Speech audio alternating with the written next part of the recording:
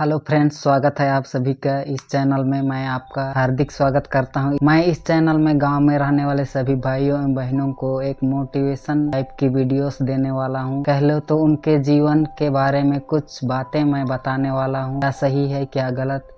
इस चैनल में आपको जानकारी युक्त वीडियो मिलने वाली है जो कि आपके जीवन में बहुत ही ज़्यादा लाभदायक होने वाली है। तो इस चैनल में जितने भी वीडियोस आगे आएंगे उस सभी वीडियोस को आप कंटिन्यू देखते जाना। हो सकता है इस चैनल के वीडियोस को देखकर आपके जीवन में कुछ बदलाव आए या तो फिर आप अपनी ज़िंदगी को कुछ बेहतर बना सकें। हम गाँव वालों का जीवन बहुत ही कठिन और संघर्षमय होता है। चलिए हम जानते हैं कि हम गाँव वालों का जीवन किस तरह से शुरुआत होता है।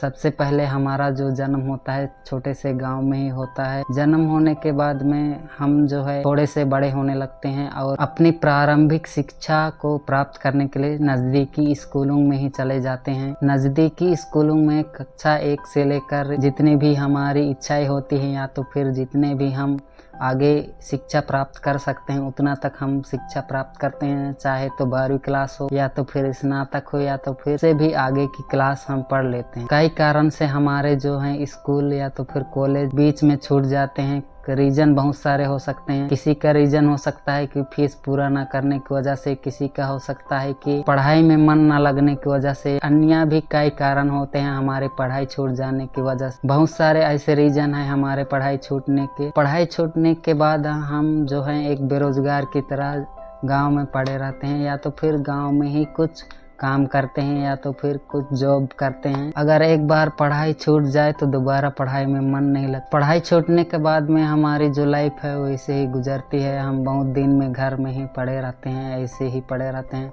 ना कोई काम मिलता है ना कोई जॉब मिलती है। जॉब की भी तैयारी करते हैं तो भी कई बार ऐसा होता है कि हम फेल हो जाते हैं या तो फिर फेल होने की वजह से हम अपने आप को मोटिवेट नहीं कर पाते हैं कि मुझे क्या करना चाहिए क्या नहीं। ऐसी स्थिति में हम कहीं जाकर काम भी करने लगते हैं तो अच्छी बात है। अपने लाइफ में कुछ ना कुछ हमें तो करना ही है। तो ऐसे में कई लड़के लड़कियां ये भी सोच रखते हैं कि मैं बाहर में जाकर, जैसे बड़े बड़े शहर गोवा हुआ, मुंबई, कोलकाता, हैदराबाद, बेंगलोर, केरल इत्यादि शहर में जाने की सोचते हैं, जो कि काफी अच्छी बात है क्योंकि गांव में तो हमारे लिए पर्याप्त पैसा नहीं मिल पाता है, जिसकी वजह से हम जो है बाहर जाने की सोचते हैं। जो कि एक तरह से देखा जाए तो सही है क्योंकि बाहर में थोड़ा सा हमारे लिए जो है पैसा थोड़ा ज़्यादा मिलता है। यूँ कह लो कि हमें गांव में अगर 7,000 8,000 मिल रहा है तो वहीं शहर में जाकर हम 12,000 10,000 या तो फिर 15,000 तक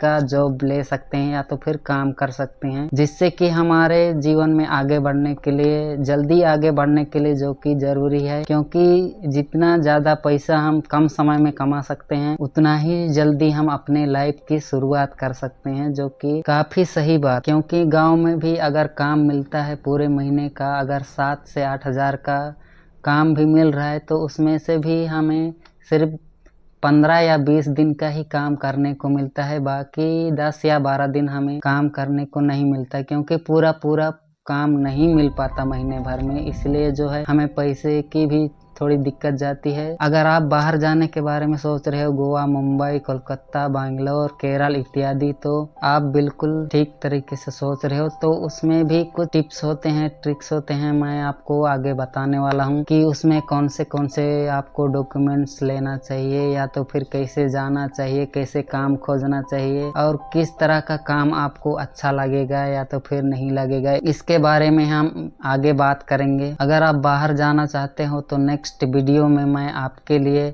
कौन से कागजात आपको रखने चाहिए, पैन कार्ड, आधार कार्ड वगैरह, या तो फिर और अन्य कागजात भी आपको रखना चाहिए, इसके बारे में आगे मैं वीडियो बनाने वाला हूँ। आगे की वीडियो को ज़रूर देखना। उसके बाद में मैं आपको पूरा गाइड करूँगा वहाँ जाने तक का और रहने तक का, या तो फिर इस तरह से पैसा बचाना है या तो फिर काम करना है और वापस आने तक का मैं आपको गाइड करूँगा। इसलिए नेक्स्ट वाली वीडियो को ज़रूर देखना। आज के लिए इतना ही, धन्यवाद।